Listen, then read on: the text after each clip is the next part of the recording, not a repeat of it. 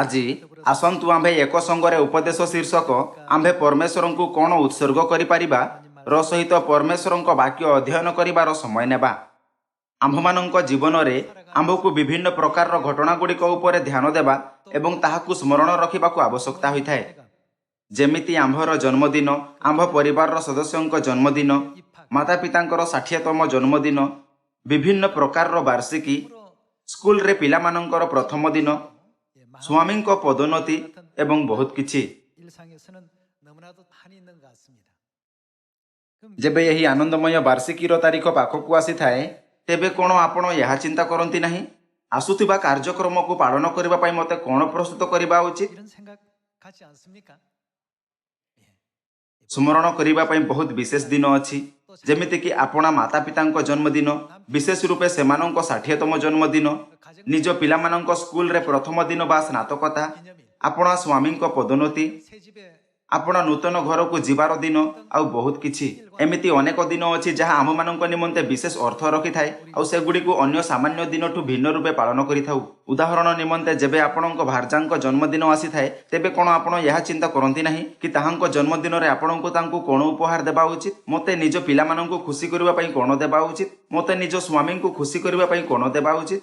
ମୋତେ ନିଜ ଭାର୍ଯ୍ୟାଙ୍କୁ ଖୁସି କରିବା ପାଇଁ କ'ଣ ଦେବା ଉଚିତ? ମୋତେ ନିଜ ମାତାପିତାଙ୍କୁ ଖୁସି କରିବା ପାଇଁ କ'ଣ ଦେବା ଉଚିତ? ଆମ୍ଭେ ଆପଣା ଜୀବନଯାପନ କରୁଥାଇ ସର୍ବଦା ଏହି ବିଷୟଗୁଡ଼ିକ ଉପରେ ଚିନ୍ତା କରିଥାଉ। ତେବେ ଆମ୍ଭକୁ ଚିନ୍ତା କରିବା ଉଚିତ, ମୋତେ ପରମେଶ୍ୱରଙ୍କୁ ଖୁସି କରିବା ପାଇଁ ତାଙ୍କୁ କ'ଣ ଦେବା ଉଚିତ? ମୁଁ ତାଙ୍କୁ ଏହା କିପରି ଉତ୍ସର୍ଗ କରିବି? ବର୍ତ୍ତମାନ ଆମ୍ଭର ସ୍ୱର୍ଗୀୟ ଘର ଫେରିଯିବାର ଦିନ ପାଖେଇ ଆସୁଛି। ମୁଁ ସ୍ୱର୍ଗୀୟ ପିତା ଓ ସ୍ୱର୍ଗୀୟ ମାତାଙ୍କୁ, ଯେଉଁମାନେ ମୋହର ଆତ୍ମିକ ମାତାପିତା ଅଟନ୍ତି, କ'ଣ ଦେଇପାରିବି? ଯାହାଫଳରେ ଯେତେବେଳେ ମୁଁ ଅନନ୍ତ ଆତ୍ମିକ ଘରକୁ ଫେରିବି, ତେବେ ସେମାନଙ୍କୁ ପ୍ରସନ୍ନ କରିପାରିବି। ଯଦି ମୁଁ ସହସ୍ର ପ୍ରକାର ବହୁମୂଲ୍ୟ ରତ୍ନ, ସୁନା ଏବଂ ରୂପା ଆଣିବି, ତେବେ କ'ଣ ସେମାନେ ପ୍ରସନ୍ନ ହେବେ? କ'ଣ ଆପଣଙ୍କୁ ଲାଗେ କି ସେମାନେ ଏହି ବସ୍ତୁଗୁଡ଼ିକ ଦ୍ୱାରା ପ୍ରସନ୍ନ ହେବେ? ପରମେଶ୍ୱର ପ୍ରଥମରୁ ହିଁ ସାରା ବ୍ରହ୍ମାଣ୍ଡର ରାଜା ଅଟନ୍ତି। ସେହି ବହୁମୂଲ୍ୟ ରତ୍ନ, ସୁନା ବା ରୂପା ଦ୍ୱାରା ପରମେଶ୍ୱର କେବେ ମଧ୍ୟ ପ୍ରସନ୍ନ ହେବେ ନାହିଁ। ଏଥିପାଇଁ ଆଜି ଆସନ୍ତୁ ଆମ୍ଭେ ଏହି ବିଷୟ ଉପରେ ବିଚାର କରିବା କି ଆମ୍ଭେ ପରମେଶ୍ୱରଙ୍କୁ କ'ଣ ଉତ୍ସର୍ଗ କରିପାରିବା ଯାହାଦ୍ୱାରା ଆମ୍ଭେ ତାଙ୍କୁ ପ୍ରସନ୍ନ କରିପାରିବା। ଏହା ବ୍ୟତୀତ ଆସନ୍ତୁ ଆମ୍ଭେ ଏହି ବିଷୟ ପ୍ରତି ମଧ୍ୟ ବିଚାର କରିବାକୁ କିଛି ସମୟ ନେବା କି ଆମ୍ଭମାନଙ୍କ ଆଖପାଖର ଲୋକମାନେ କାହା ଦ୍ୱାରା ପ୍ରସନ୍ନ ହୁଅନ୍ତି ଆଉ ପରମେଶ୍ୱର କାହା ଦ୍ୱାରା ପ୍ରସନ୍ନ ହୁଅନ୍ତି। ଆସନ୍ତୁ ଆମ୍ଭେ ଏଫେସୀୟ ଅଧ୍ୟାୟ 5କୁ ଯିବା ଏବଂ ଏକ ସଙ୍ଗରେ ଅଧ୍ୟାୟ 5 ପଦ 6 ପଢ଼ିବା। କେହି ତୁମ୍ଭମାନଙ୍କୁ ଅସାର କଥାରେ ନ ଭୁଲାଉ, କାରଣ ଏହି ସମସ୍ତ କୁକର୍ମ ହେତୁ ଅନାଜ୍ଞାବହ ସନ୍ତାନମାନଙ୍କ ଉପରେ ଈଶ୍ୱରଙ୍କ କ୍ରୋଧ ବର୍ତ୍ତେ। ଅତଏବ ତୁମେମାନେ ସେମାନଙ୍କର ସହଭାଗୀ ହୁଅ ନାହିଁ, କାରଣ ତୁମେମାନେ ପୂର୍ବେ ଅନ୍ଧକାର ଥିଲ, କିନ୍ତୁ ଏବେ ପ୍ରଭୁଙ୍କ ସହଭାଗିତାରେ ଆଲୋକ ହୋଇଅଛ। ଆଲୋକର ସନ୍ତାନମାନଙ୍କ ପରି ଆଚରଣ କର, କାରଣ ସମସ୍ତ ପ୍ରକାର ଉତ୍ତମତା, ଧାର୍ମିକତା ଓ ସତ୍ୟ ଆଲୋକର ଫଳସ୍ୱରୂପ। ପ୍ରଭୁଙ୍କର କ'ଣ ସନ୍ତୋଷଜନକ ତାହା ଅନୁସନ୍ଧାନ କର। ଆମ୍ଭର କ'ଣ ଅର୍ପିତ କରିବା ଦ୍ୱାରା ପରମେଶ୍ୱର ସବୁଠୁ ଅଧିକ ପ୍ରସନ୍ନ କରିବେ? ଏହା ଲେଖା ଅଛି, ପ୍ରଭୁଙ୍କର କ'ଣ ସନ୍ତୋଷଜନକ ତାହା ଅନୁସନ୍ଧାନ କର। ଅନ୍ଧକାରର ନିଷ୍ଫଳ କର୍ମ ସବୁର ସହଭାଗୀ ହୁଅ ନାହିଁ, ବରଂ ସେ ସବୁର ଦୋଷ ହିଁ ଦେଖାଇ ଦିଅ।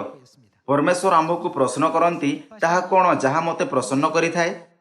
ତାହାପରେ ସେ ଆମ୍ଭକୁ ଫଳର ବ୍ୟାଖ୍ୟା ମାଧ୍ୟମରେ ଉତ୍ତର ଦିଅନ୍ତି। ପୁଣି କେଉଁ ବିଷୟ ପ୍ରତି ପରମେଶ୍ୱର ସବୁଠୁ ଅଧିକ ପ୍ରସନ୍ନ ହୁଅନ୍ତି? ଆସନ୍ତୁ ଆମ୍ଭେ ମିଖା ଅଧ୍ୟାୟ 6କୁ ଯିବା ଏବଂ ଏକ ସଙ୍ଗରେ ଅଧ୍ୟାୟ 6 ପଦ 6 ପଢ଼ିବା। ଆମ୍ଭେ କ'ଣ ଘେନି ସଦାପ୍ରଭୁଙ୍କ ସମ୍ମୁଖକୁ ଆସିବା ଓ ଉର୍ଦ୍ଧ୍ୱସ୍ଥ ପରମେଶ୍ୱରଙ୍କ ସମ୍ମୁଖରେ ପ୍ରଣାମ କରିବା? ଆମ୍ଭେ କି ହୋମ ବଳି ରୂପେ 1 ବର୍ଷୀୟ ଗୋବତ୍ସମାନ ନେଇ ତାହାଙ୍କ ସମ୍ମୁଖକୁ ଆସିବା? ସହସ୍ର ସହସ୍ର ମେଷରାଇ ବା ଅୟୁତ ଅୟୁତ ତୈଳର ନଦୀରେ ସଦାପ୍ରଭୁ କି ପ୍ରସନ୍ନ ହେବେ? ଆମ୍ଭେ ଆପଣା ଆଜ୍ଞା ଲଙ୍ଘନ ସକାଶେ କି ଆପଣା ପ୍ରଥମ ଜାତକୁ, ଆମ୍ଭ ପ୍ରାଣର ପାପ ସକାଶେ କି ଆପଣା ଶରୀରର ଫଳ ଦାନ କରିବା? ହେ ମନୁଷ୍ୟ, ଯାହା ଉତ୍ତମ ତାହା ସେ ତୁମ୍ଭକୁ ଜଣାଇଅଛନ୍ତି। ନ୍ୟାୟଚରଣ, ଦୟା, ଭଲ ପାଇବା ଓ ନମ୍ର ଭାବରେ ତୁମ୍ଭ ପରମେଶ୍ୱରଙ୍କ ସହିତ ଗମନାଗମନ କରିବାର, ଏହା ଛଡ଼ା ସଦାପ୍ରଭୁ ତୁମଠାରୁ ଆଉ କ'ଣ ଚାହାନ୍ତି? ମିଖା ଅଧ୍ୟାୟ 6 ଅନୁସାରେ ଏହା ଲେଖା ଅଛି, ପରମେଶ୍ୱର ତେବେ ପ୍ରସନ୍ନ ହୁଅନ୍ତି ଯେବେ ଆମ୍ଭେ ଆପଣା ପରମେଶ୍ୱରଙ୍କ ସହିତ ଗମନାଗମନ କରିବା।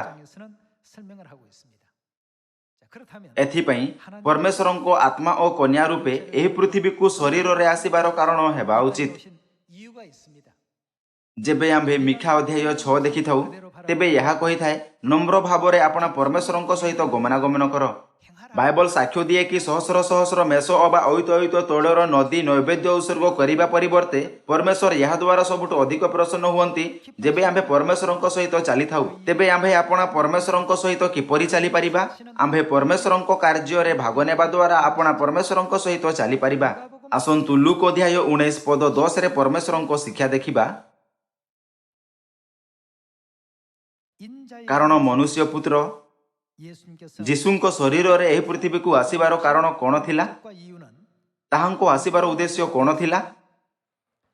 यहा लेखा अछि कि से एही पृथ्वी को स्वर्गरु हजि जाइथिबा आपना संतान माननकु खोजिबा ओ सेमानंकर रक्षा करिबा को आसीथिले।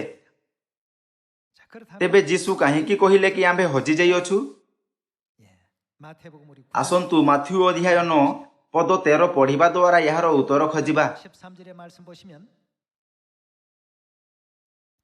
किंतु आम्भे बलिदान भलो न पाई दया भलो पाऊ एही वाक्यर मर्म तुम्हे माने जाई शिक्षा कर।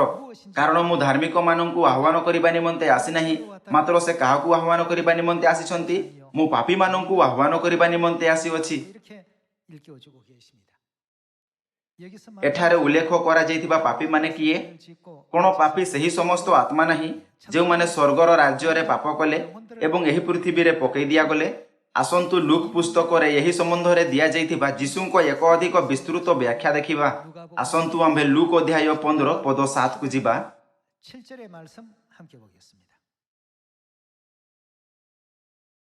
मु तुम माननकु कहू अछि सही प्रकार जेउ माननकर मन परिवर्तन करिवार प्रयोजन नाही एपरि अनेशत धार्मिक लोक माननक अपेक्षा कोन करूथिबा पापी जे मन परिवर्तन करे एपरि जणे पापीर निमंते सेठारे कोन हेबो?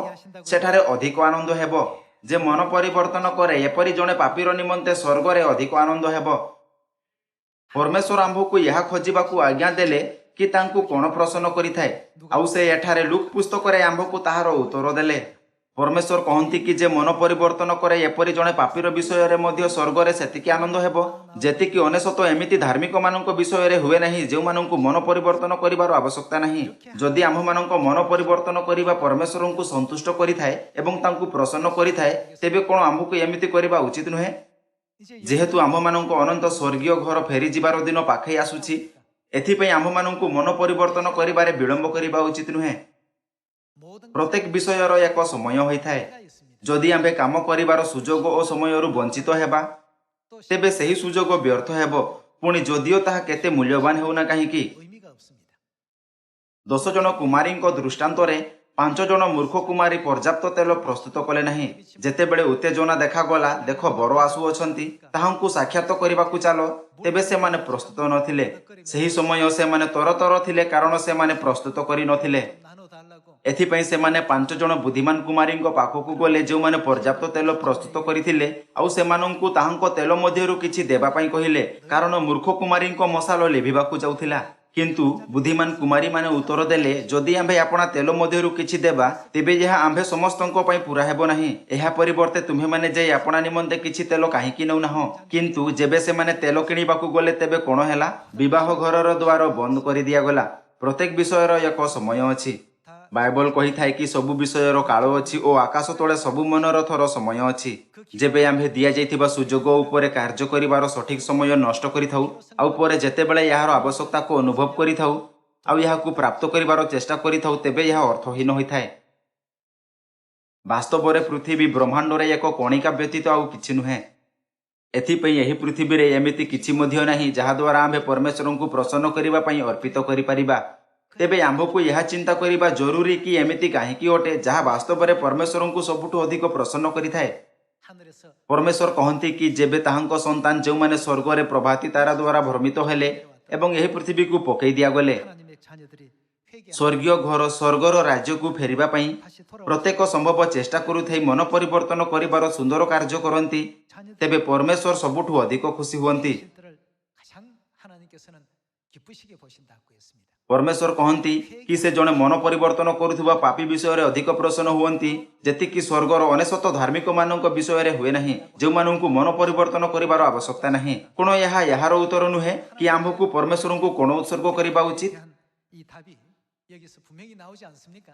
पुणी लोक मानक पश्चाताप आड़क नेतृत्व करने आम्भकु कौन करवा उचित। आपण पापी अटंती एथिपाई आपण को मन परिवर्तन करवा उचित। आम्भे से केवल एतिकी कहवा द्वारा कौन से माने पश्चाताप करेंगे। कौन आम्भकु से पश्चाताप करिबारे साहाय्य करवा उचित नुहे। कौन आम्भकु परमेश्वर प्रेम और स्वर्ग राज्यर समाचार प्रचार करवा उचित नुहे एवं सेमानंकु आत्मिक दुनियार मूल्य को अनुभव करिबारे साहाय्य करवा उचित नुहे जार से माने अज्ञात अटंती कारण से माने केवल यही पृथ्वी रे अपना शारीरिक जीवन उपर ध्यान केंद्रित करती। तेबे एही मिशन को पूरा करबा पई आम्भकु कोन करबा उचित। 무엇일까? आसंतु आम्भे रोमियो अध्याय 10 पद 12 पढ़िबा। कारण जिहुदी और ग्रीक मध्य किछि प्रभेद नाही जेणु समस्तंकर तो एक प्रभु आ जेते लोक ताहांक निकटरे प्रार्थना करंती से समस्तंक प्रति से अनुग्रहर निधि स्वरूप। कारण जे केही प्रभुंक नाम धरि प्रार्थना करिबो से परित्राण प्राप्त हेबो। 얻으리라. 그런즉 तेबे जाहांकु से माने विश्वास करि नाहंती ताहांक निकटरे किपरि प्रार्थना करिबे। पुणी जाहांक कथा से माने सुनी नाहंती किपरि ताहांक ठारे विश्वास करिबे। 하는 자가 없이 आ प्रचारक बिना 들으리오. से माने किपरि सुनिबे। 자, 이 पापीर मन परिवर्तन आड़क नेतृत्व करने 하나님의 어떤 परमेश्वर बलिदान प्रचार करुथिबा बाइबल वाक्य को शिखौथिबा 천국에서 보낸 एवं स्वर्ग राज्यर सत्य को जणाउथिबा केही हेबा उचित। 있어야 되겠습니다. 전파 प्रचारक बिना किपरि सुनिबे। जो परमेश्वर विषय रे सुनी नाहंती सही परमेश्वर ऊपर किपरि विश्वास करिबे। 수 있겠느냐? जहा ऊपर से माने विश्वास करि नाहंती से माने ताहांक नाम किपरि नेबे। 하나님을 찾고 부를 수 있겠느냐? 이렇게 रोमियो अध्याय 1 पद 14 यहा ऊपर व्याख्या करिथाए। आसंतु आम्भे पद 15 सहित जारी रहिबा।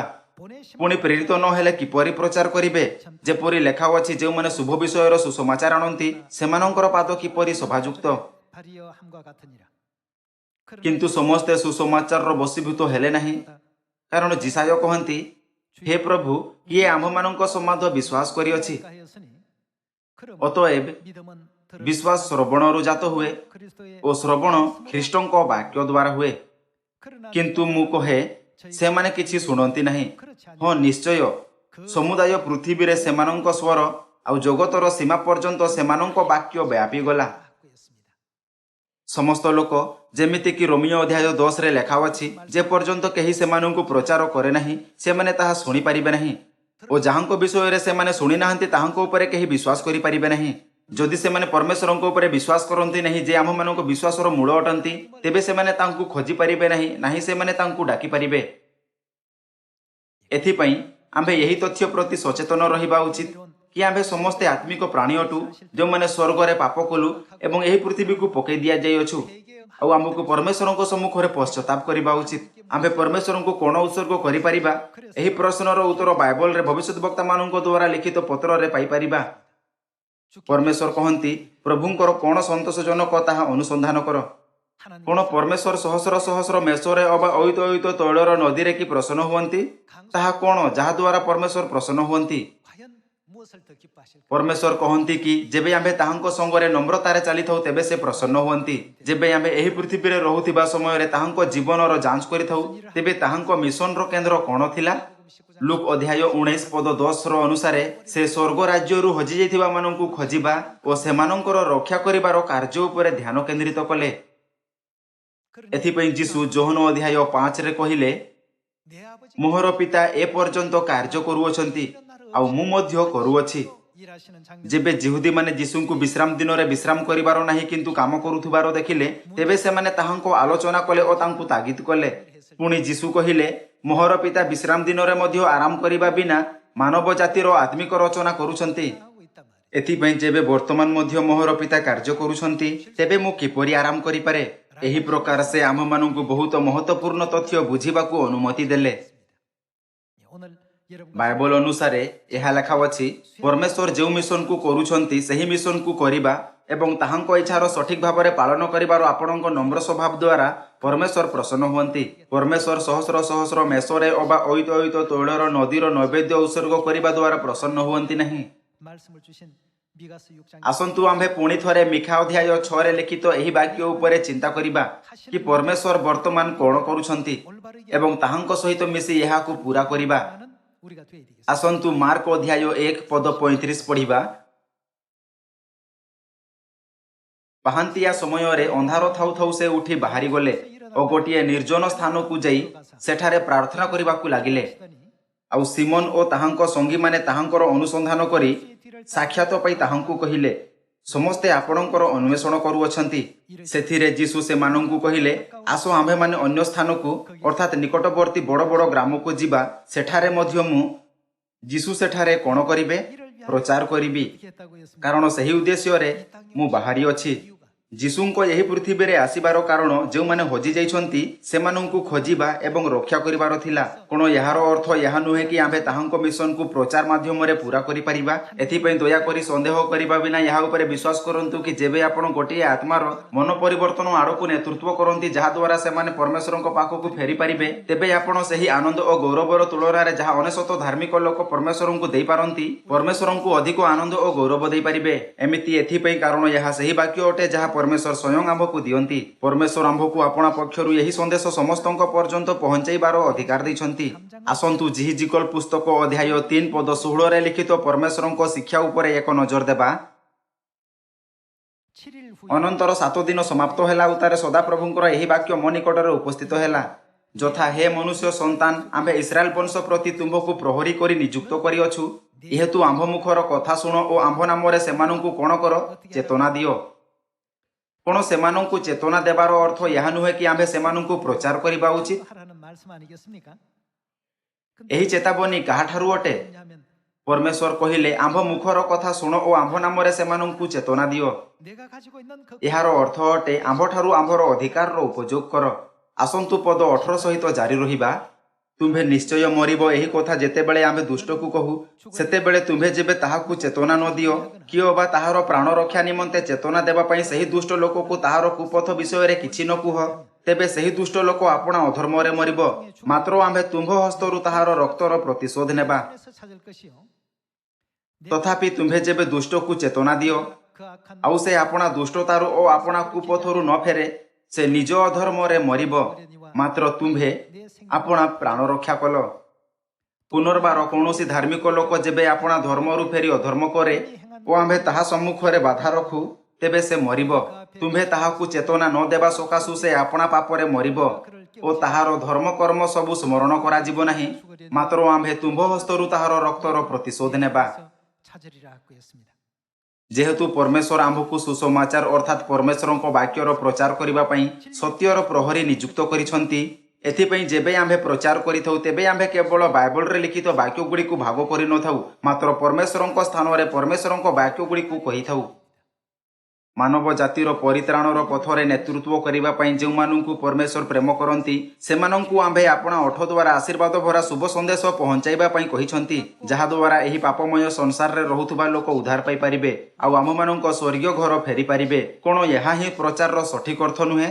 ତେବେ ପ୍ରଚାର ସମୟରେ ଆମ୍ଭମାନଙ୍କୁ କାହାର ଅଧିକାର ଦିଆଯାଏ? 이게 위임됩니까? 하나님 ପ୍ରଚାର ସମୟରେ ଆମ୍ଭମାନଙ୍କୁ ପରମେଶ୍ୱରଙ୍କ ଅଧିକାର ଦିଆଯାଏ। 위임이 되는 것입니다.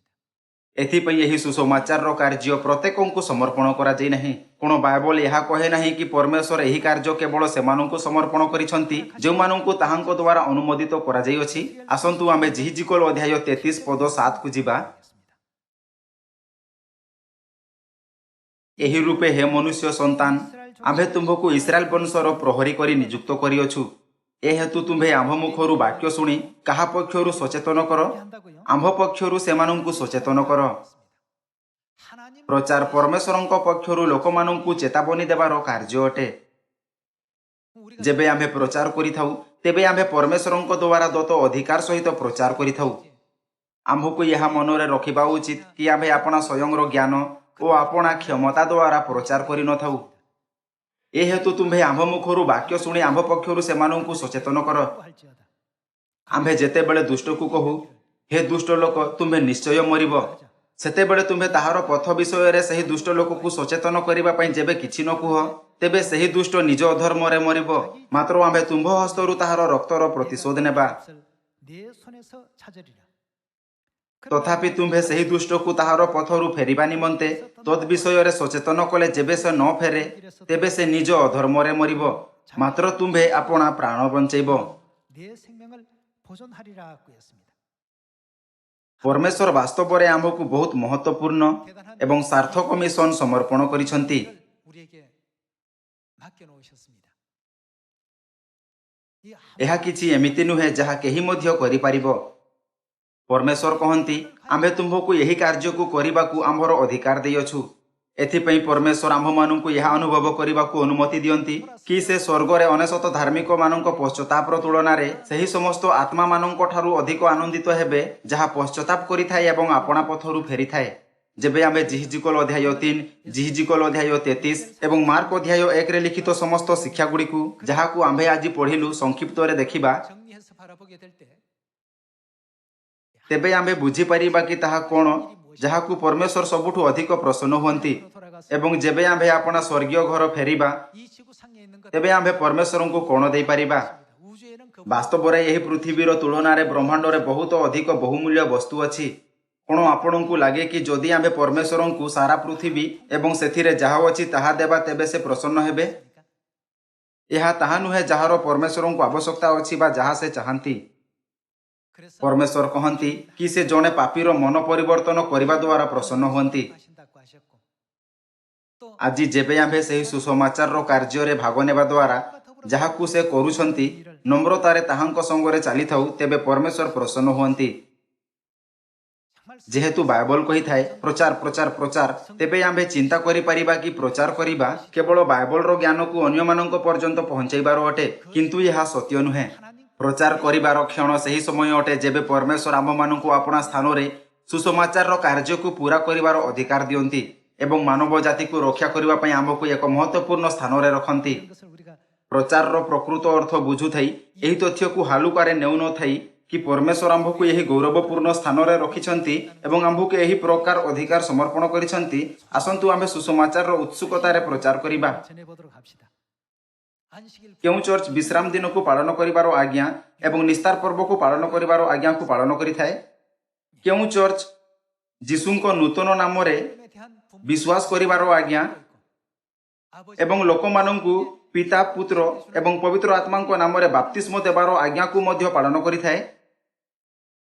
이 ଏହି ସମସ୍ତ ଆଜ୍ଞା କୌଣସି ଅନ୍ୟ ସଂଗଠନକୁ ସମର୍ପଣ କରାଯାଇ ନାହିଁ। 역사나 위임되어진 어떤 내용이 아닙니다. ମିଶନକୁ ପୂରା କରିବାର ଏହି ଭୂମିକା କେବଳ ସ୍ୱର୍ଗୀୟ ରାଜପୁରୋହିତମାନଙ୍କୁ ଦିଆଯାଇଅଛି। 주셨기 때문이죠.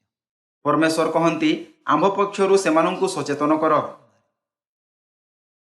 옛날에 ଯେମିତିକି ଆପଣ ଜାଣନ୍ତି, ଲମ୍ବା ସମୟ ପୂର୍ବେ କୋରିଆରେ ଗୁପ୍ତ ରାଜ ନିରୀକ୍ଷକ ହେଉଥିଲେ। 감행의사 그 ମାପି ଏକ ଗୁପ୍ତ ରାଜ ନିରୀକ୍ଷକ ଦ୍ୱାରା ଉପଯୋଗ ହେଉଥିବା ଏକ ଟୋକନ ଥିଲା, 대신 수행하는 ଯାହା ଏହା ଦର୍ଶାଉଥିଲା କି ତାହା ରାଜାଙ୍କ ପକ୍ଷରୁ ରାଜ ଆଦେଶକୁ ପୂରା କରିବା ପାଇଁ ପ୍ରେରିତ ହୋଇଥିବା ଏକ ଗୁପ୍ତ ଅଧିକାରୀ ଅଟେ।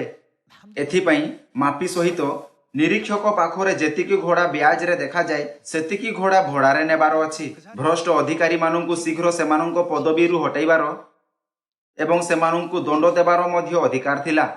ଅଧିକାରୀମାନଙ୍କୁ ପୁରସ୍କାର କିମ୍ବା ଦଣ୍ଡ ଦେବାର ଅଧିକାର ଗୁପ୍ତରାଜ ନିରୀକ୍ଷକମାନଙ୍କୁ ଦିଆଯାଇଥିଲା। ଏମିତି ଏଥିପାଇଁ ଥିଲା କାରଣ ଗୁପ୍ତରାଜ ନିରୀକ୍ଷକମାନଙ୍କୁ ଅସ୍ଥାୟୀ ରୂପେ ନ୍ୟାୟ କରିବା ପାଇଁ ରାଜାଙ୍କ ଅଧିକାର ଦିଆଯାଉଥିଲା। 오늘날 우리에게도 하나 ଆଜି ପରମେଶ୍ୱର ଆମ୍ଭକୁ ଆପଣା ଅଧିକାର ସମର୍ପଣ କରିଛନ୍ତି। ପରମେଶ୍ୱର କହିଛନ୍ତି କି ଆମ୍ଭେ ଲୋକମାନଙ୍କୁ ତାହାଙ୍କ ପକ୍ଷରୁ ଚେତାବନୀ ଦେବା। ଆମ୍ଭେ ପରମେଶ୍ୱରଙ୍କ ସମସ୍ତ ବାକ୍ୟକୁ ପ୍ରଚାର କରିବାର ଅଧିକାରକୁ ଯାହା ଆମ୍ଭକୁ ସମର୍ପଣ କରାଯାଇଅଛି କେବେ ମଧ୍ୟ ମାମୁଲି ବା ତୁଚ୍ଛ ବିବେଚିତ କରିବା ଉଚିତ ନୁହେଁ। ଆସନ୍ତୁ ଆମ୍ଭେ ଏହି ତଥ୍ୟକୁ ଆପଣା ହୃଦୟର ଗଭୀରତାରେ ଅଙ୍କନ କରିବା କି କେବଳ ପରମେଶ୍ୱରଙ୍କ ବାକ୍ୟ ହିଁ ମାନବ ଜାତିକୁ ରକ୍ଷା କରୁଥିବାର ପଥ ଅଟେ, ମାନବ ଜାତିକୁ ରକ୍ଷା କରୁଥିବା ସତ୍ୟ ଏବଂ ମାନବ ଜାତିକୁ ରକ୍ଷା କରୁଥିବା ଜୀବନ ଅଟେ। ପୁଣି ଥରେ ମୋତେ ଆଶା ଅଛି କି ଆମ୍ଭେମାନେ ତାହା ହୋଇପାରିବା ଯେଉଁମାନେ ଏମିତି ବିଚାର କରନ୍ତି, ତାହା କ'ଣ ଯାହା ଆମ୍ଭେ ପରମେଶ୍ୱରଙ୍କୁ ଉତ୍ସର୍ଗ କରିପାରିବା, ଯାହା ତାହାଙ୍କୁ ସବୁଠୁ ଅଧିକ ପ୍ରସନ୍ନ କରିବ। ଶାରୀରିକ ମାତାପିତାଙ୍କ 70ତମ ଜନ୍ମଦିନ ପାଇଁ ମଧ୍ୟ ସନ୍ତାନ ବିଚାର କରିଥାଏ କି ସେମାନେ ଆପଣା ମାତାପିତାଙ୍କୁ ପ୍ରସନ୍ନ କରିବା ପାଇଁ କ'ଣ କିଣିପାରନ୍ତି। 에도 많이 노출 ପୁଣି ସେମାନେ ଔଷଧ ଯେମିତି ଉପହାର ପ୍ରସ୍ତୁତ କରନ୍ତି କାରଣ ତାହାଙ୍କ ମାତାପିତାଙ୍କ ବୟସ ବୃଦ୍ଧି ହେଉଅଛି ଆଉ ତାହାଙ୍କୁ ରୋଗରେ ପ୍ରଭାବିତ ହେବାର ଅଧିକ ବିପଦ ଅଛି। 그런 것도 ବା ଅତିରିକ୍ତ ଉପହାର ଯେମିତିକି ପିଠି କୁଣ୍ଡେଇବାକୁ ସହଜ ହେବା ପାଇଁ ବାଇକ୍ ସ୍କ୍ରାଚର 그런 경우도 있고 ବା ଏକ ବିଦ୍ୟୁତ ମସାଜର ଯାହା ଅଧିକ ଟେକ୍ନୋଲୋଜି ରୂପେ ବିକଶିତ ଉତ୍ପାଦ ଅଟେ। 발전된 어떤 제품들도 많이 나오는 것 같습니다. ମୁଁ ପ୍ରାୟ ଲୋକମାନଙ୍କୁ ଆପଣା ମାତାପିତାଙ୍କୁ ଖୁସି କରିବା ପାଇଁ ଏହି ବସ୍ତୁ ଗୁଡ଼ିକର ପ୍ରସ୍ତୁତି କରିବା ପାଇଁ ବହୁତ ଚେଷ୍ଟା କରୁଥିବାର ଦେଖିଛି। କିନ୍ତୁ ପରମେଶ୍ୱର ଆମମାନଙ୍କ ମାତାପିତା ପ୍ରଥମରୁ ହିଁ ଆମମାନଙ୍କୁ ଜଣାଇଛନ୍ତି କି ତାହା କ'ଣ ଯାହା ତାହାଙ୍କୁ ସବୁଠୁ ଅଧିକ ଖୁସି କରିପାରେ। ପରମେଶ୍ୱର କହିଲେ, ମୁଁ ସହସ୍ର ସହସ୍ର ମେଷ ବା ଐତ ତୈଳର ନଦୀରୁ ଅଧିକ ଜଣେ ପାପୀର ମନ ପରିବର୍ତ୍ତନ କରିବା ଦ୍ୱାରା ପ୍ରସନ୍ନ ହୁଏ। 하고 돌아오는 이 일이 더 ଏଥିପାଇଁ ପରମେଶ୍ୱର ଆମ୍ଭକୁ ପାପୀମାନଙ୍କ ମନ ପରିବର୍ତ୍ତନ ଆଡ଼କୁ ନେତୃତ୍ୱ କରିବା ପାଇଁ ଅସ୍ଥାୟୀ ରୂପେ ଆପଣା ଅଧିକାରର ଉପଯୋଗ କରିବା ପାଇଁ କହନ୍ତି। 가져다 쓰라고 했습니다.